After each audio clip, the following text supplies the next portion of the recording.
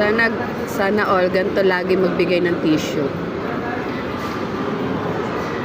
Shout out to Miguelitos. Ano yan?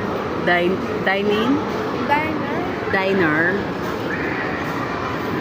Ang lupit ng tissue. O ano yan? Kapal oh. Ganito magbigay ng tissue. Sa McDo, ganito. 1 piraso. Tsaka sa Angel's Pizza, 2 piraso. May tatak daw kasi sa kanila. Ito walang tatak. Wala din tatak sa McDo. Plain lang. Sarap yan. Na-miss mo yan?